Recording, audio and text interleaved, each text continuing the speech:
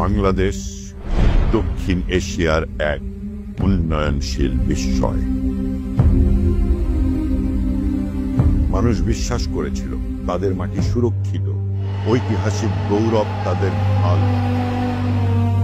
অথচ এই ভূখণ্ডের বুকে জুলাই 2024 সালে ঘটে যায় এমন এক ঘটনা যা ফিরিয়ে নিয়ে যায় স্বাধীনতার আগের অন্ধকার যুগে। নরসিংদীর এই জেলা কারাগারে শুক্রবার দুপুরের পরে যখন হামলাকারীরা হামলা করে, আইনশৃঙ্খলা বাহিনীর তথ্য অনুযায়ী তাদের সংখ্যা ছিল 10,000-এরও বেশি। এটি শুধু আক্রমণ নয়, এটি ছিল স্বাধীনতার ইতিহাসের বিরুদ্ধে যুদ্ধ। 2024 সালের জুলাইয়ে শুরু হলো ফাটল। কোটা আন্দোলনের নামে দেশ বিরোধী 71-এর গণহত্যাকারী জামাতে ইসলামীর সাথে হাত মিলিয়ে আন্তর্জাতিক জঙ্গি সংগঠন হিজবুত তাহরির মোহাম্মদ ইউনূস সহ বিদেশি শক্তি মাঠে নামল শেখ হাসিনার সরকারকে উৎখাতের জন্য। 5ই আগস্ট থানায় পেট্রোল বোমা ছুড়ে লুটপাট করে, আগুন ধরিয়ে দেয়। এই হামলায় আরও নিহত হন 2 জন র্যাব সদস্য, 4 জন আনসার পুলিশ সদস্য।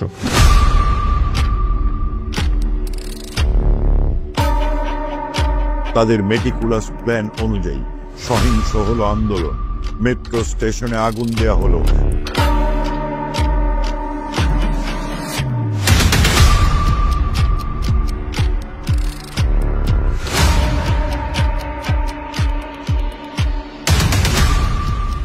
পুলিশকে হত্যা করা হলো, সাধারণ মানুষকে খুন করা হলো এবং তার দায় চাপিয়ে দেওয়ার চেষ্টা করা হলো সরকারের উপর। মানুষকে সরকারের উপর ক্ষুব্ধ করে তুলতে সক্ষম হলো তারা। উপরে উপরে তারা কোটা বিরোধী আন্দোলনের কথা বলে সাধারণ মানুষকে বিভ্রান্ত করে তারা প্রতিশোধ নিল 71-এর পরাজয়ে।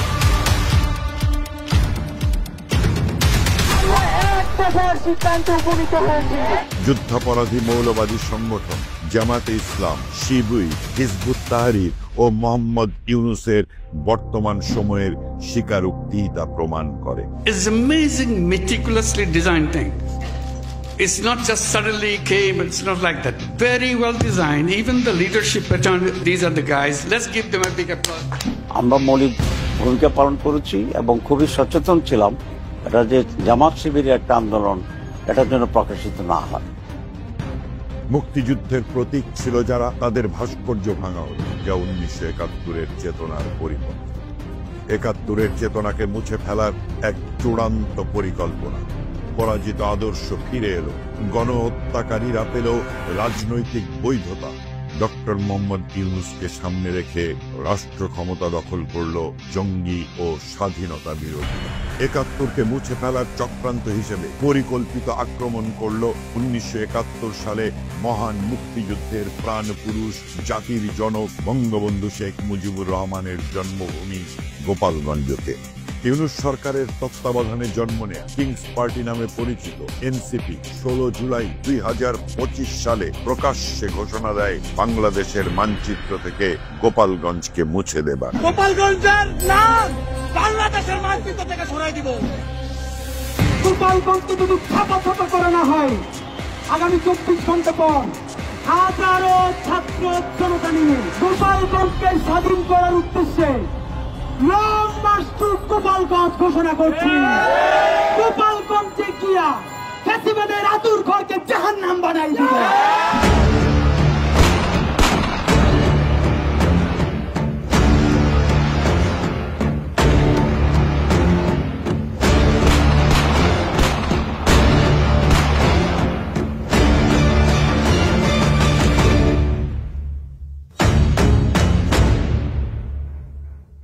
তারা গোপালগঞ্জের সাধারণ মানুষকে ঠেলে দেয় এক আতঙ্কের মধ্যে। পুলিশ, সেনাবাহিনীর মাধ্যমে গোপালগঞ্জের আওয়ামী লীগ ও তার অঙ্গ সংগঠনের নেতা কর্মীদেরকে গ্রেপ্তার করা হয় অথবা গোপালগঞ্জ ছেড়ে যেতে বাধ্য করা হয়।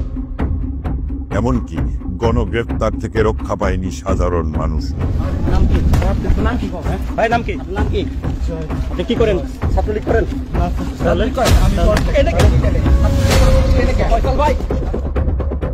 এই গ্রেপ্তার নির্যাতনের মধ্যেই গোপালগঞ্জে এনসিপির নেতারা সমাবেশে যোগ দেয় এবং তখন পর্যন্ত সমাবেশ স্থলের আশেপাশের পরিস্থিতি ছিল একদম স্বাভাবিক।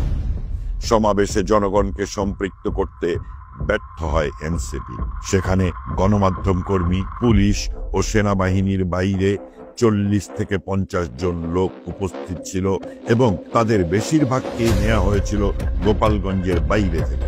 সেখানে সমাবেশ করার লক্ষ্য ছিল না এনসিপি। মূলত এনসিপি চেয়েছিল বিতর্ক সৃষ্টি করে গোপালগঞ্জের মানুষকে হত্যা করার একটা বাহানা তৈরি করা।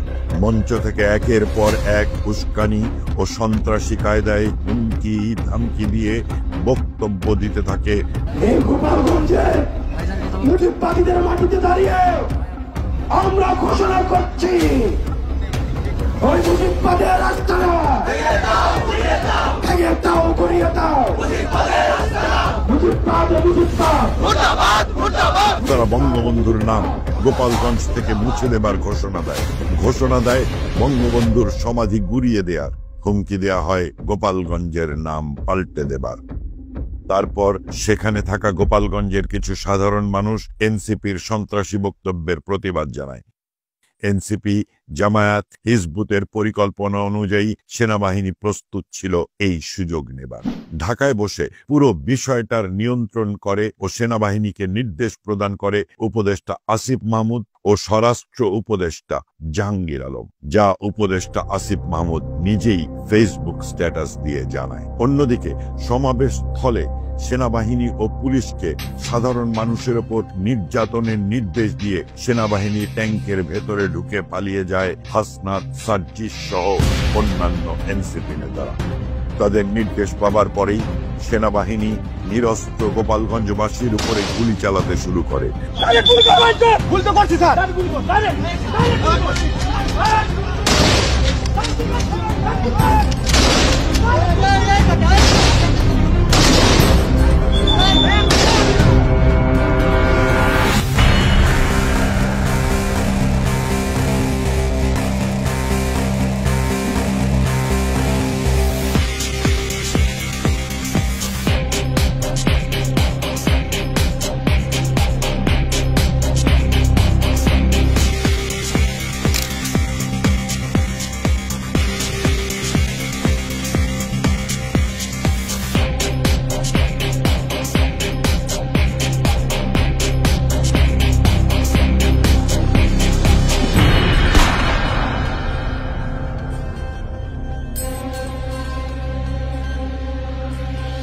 শান্ত ও সবুজ গোপালগঞ্জের বুক রক্তাক্ত হয় সাধারণ মানুষের রক্তে। আপনার কি হয়? আপনার কি হয়?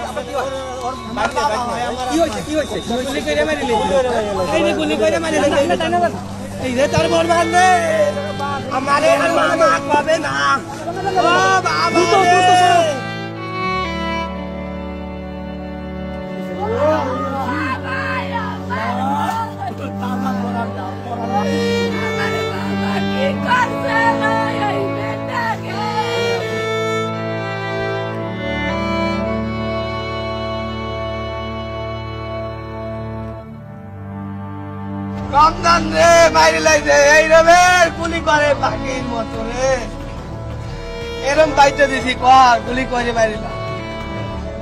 আমার বাবারে মারি দিয়েছে আর বাবারা কত কষ্ট হয়েছে পালতি রে বাবারে। মা একটা গেঞ্জিতে মানে 5 কেজি রক্ত।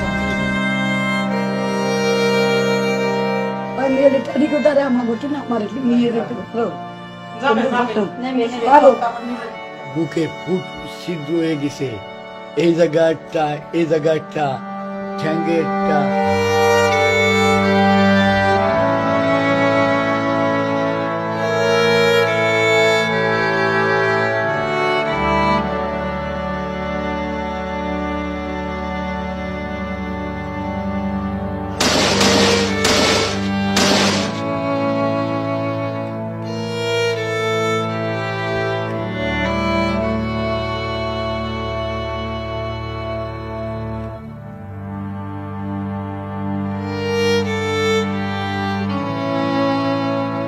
গোপালগঞ্জে সেনাবাহিনীর হিংস্রতা দেখে থমকে যায় গোটা বাংলাদেশ। হাসপাতালে ডাক্তারকে নির্দেশ দেওয়া হয় যাতে সেনাবাহিনীর ও পুলিশের হামলায় আহত কাউকে চিকিৎসা দেয়া না হয়। 3টের পরে আমরা হসপিটালে গেছি। হসপিটালে যাই দেখি কি আমার বাইক মেরে নিচে শোয়াই রাখছে, রক্ততে ভাসে গেছে বলুন।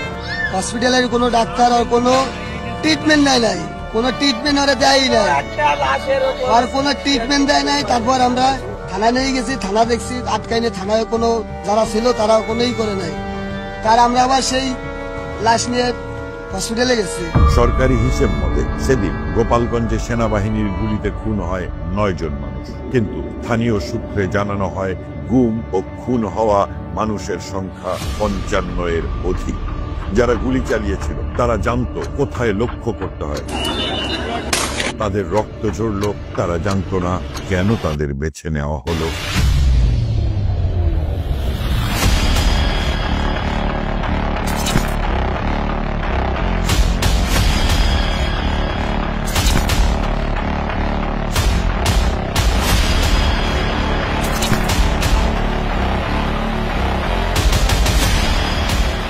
এখনো অনেক মানুষ নিখোঁজ, যাদেরকে সেনাবাহিনী তুলে নিয়েছে তাদের পরিবারের সামনে থেকে। তারপর তারা নিখোঁজ, অথচ সেনাবাহিনী এখন অস্বীকার করছে তুলে নেবার কথা।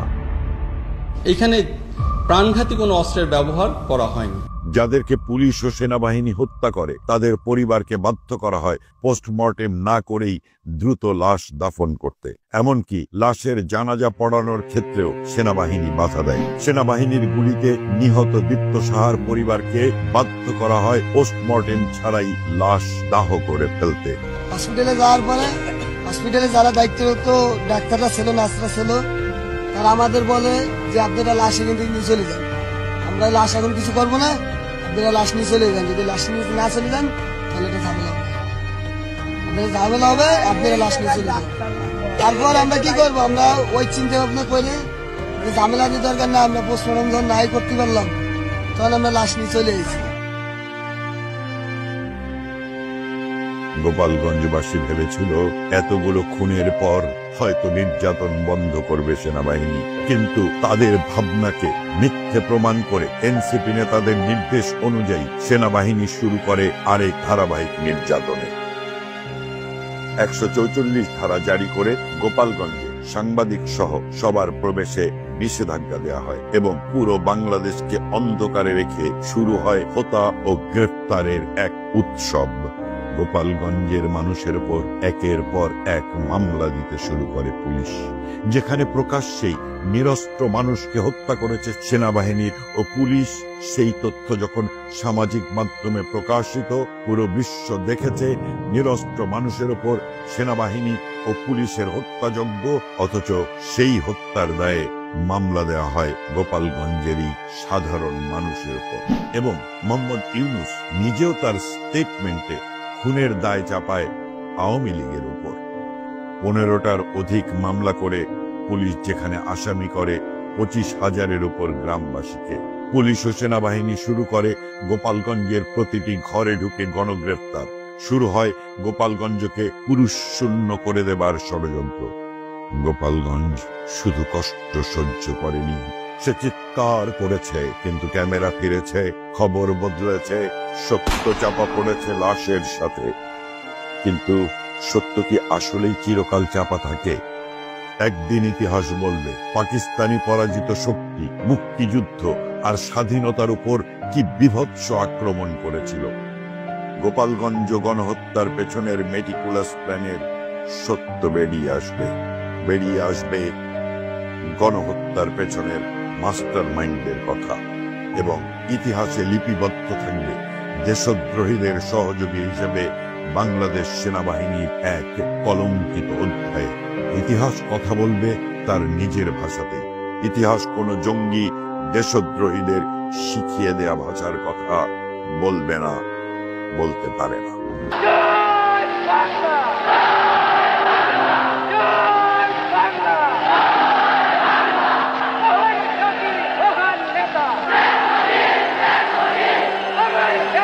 আমার নেতা